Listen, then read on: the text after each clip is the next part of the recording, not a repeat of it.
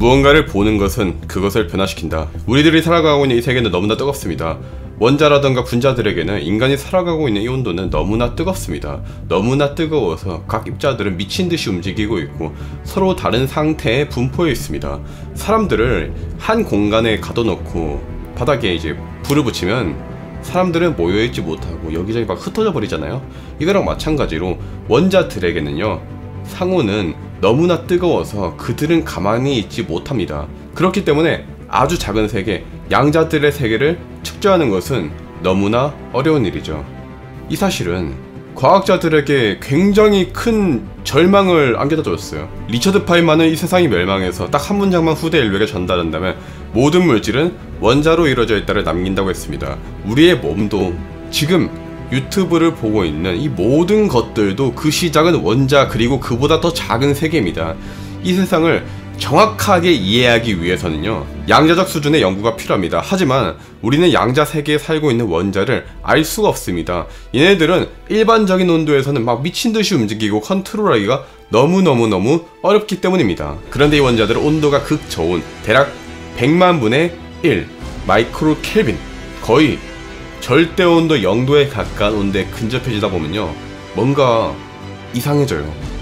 움직임은 느려지고요, 마치 이 나를 측정해 달라는 듯이 쉽게 컨트롤해 달라는 것처럼 정렬이 되기 시작합니다. 하버드대에서 박사과정을 밟고 있었던 손흥민 연구원은 2년 전 노벨 물리학 수상자 볼프강 케플리 지도교수와 함께 절대온도 0도에 가까운 극저온까지 분자를 냉각시키는 데 성공했고, 이 결과를 사이언스에 발표했습니다. 그리고 2022년 4월 손흥민 연구원은 다시 한 번 더 세계를 놀라게 할 결과를 사이언스에 발표했습니다. 한마디로 요약하면요, 양자같이 작은 세계에서 화학 반응을 처음으로 100배 이상 컨트롤했습니다.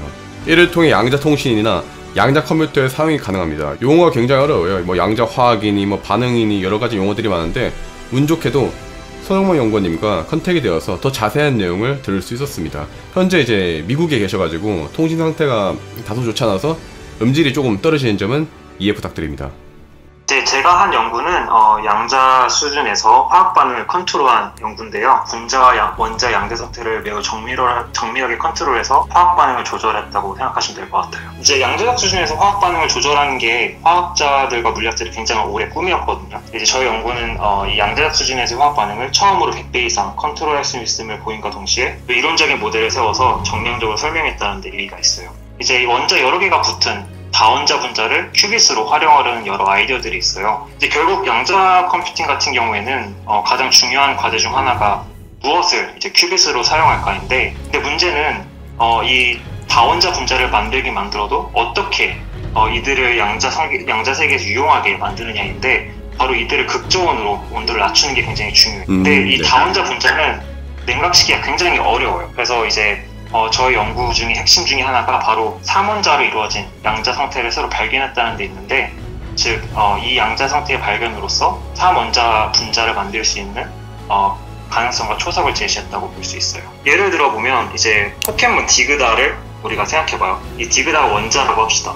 디그다 2개가 붙어있는 분자가 또 있다고 할 수 있겠죠. 근데 우리가 다 알듯이 화학 반응, 즉 진화를 해서 3마리 디그다를 이루어진 박테리아가 되려면 어떻게 돼야 될까요? 서로 매우 가까워져야 되겠죠. 즉 이 디그다들이 서로 매우 가깝지만 아직 그 진화하기 직전인 그 상태를 만들기 위해서 자기장을 이용했다고 말할 수 있을 것 같아요. 화학 반응이 이제 증폭되기 위해서 이제 중요한 발견이 아까 말씀드린 이제 원자 3개로 이루어진 다원자 양자 상태를 발견했다는 데 있는데요. 이 다원자 양자 상태를 이용해서 매우 극저온에 있는 이제 다원자 분자를 만들 수 있다면, 이 다원자 분자들이 양자 컴퓨팅에 혹은 다른 기초과학에 쓰일 수 있을 것으로 기대되고 있어요. 이 연구는 양자 화학 연구입니다. 양자 화학은 굉장히 흥미롭고 유용해요.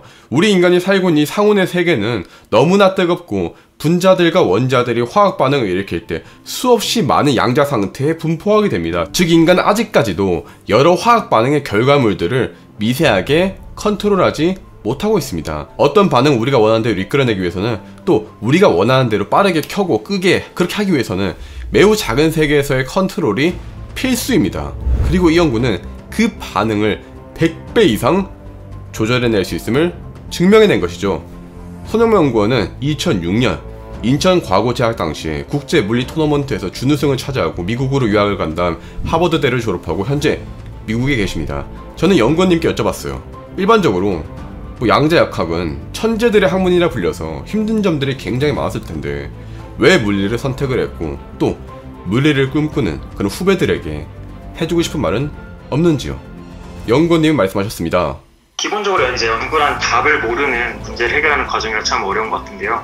어떨 때는 또 답이 있는지 없는지조차도 모르는 경우도 많고요. 그러한 부분에서 오는 불확실성이 이제 연구를 재밌게 하기도 했지만 많은 부분 어렵게 하기도 했던 것 같아요. 사실 물리학이라는 게 이제 요즘 핫한 컴퓨터 과학이나 공학 분야가 아니다 보니까 정말 전공하기 좋은 학문이다라고는 감히 사실 말씀드리기 힘들 수 있을 것 같은데 본인이 만약에 진정 흥미를 느끼신다면 꼭 도전해 보셨으면 좋겠어요. 사실 이제 돌이켜보면 과학기술 중에 물리학이 쓰이지 않는 곳이 거의 없기 때문에 물리학을 공부하면 내가 알고 있는 지식과 기술을 굉장히 생각보다 다양한 분야에 활용할 수 있다는 장점이 생기거든요. 확실히 유학생활은 이제 언어나 문화적으로 힘든 부분이 많이 있는 것 같은데 저는 그래도 이제 제가 조금 더 다양한 시각을 갖고 다르다는 것에 이제 열린 마음을 가질 수 있었던 중요한 계기가 된 것 같아서 꼭 미국이 아니더라도 다른 나라나 다른 문화에서 공부를 할 수 있는 기회를 가질 수 있다면 꼭 해보는 걸 추천드리고 싶어요. 이제 저는 좀 어렸을 때부터 그냥 재밌는 거 하자, 재밌는 거를 잘 하기 위해 노력하자라는 생각으로 쭉 살아왔던 것 같아요. 어쩌다 보니 이제 물리학이 가장 재밌는 학문이었고 그 재밌는 물리학을 조금 더 잘하려고 조금 더 깊게 알아보려고 하다 보니까 지금까지 연구를 하게 됐네요.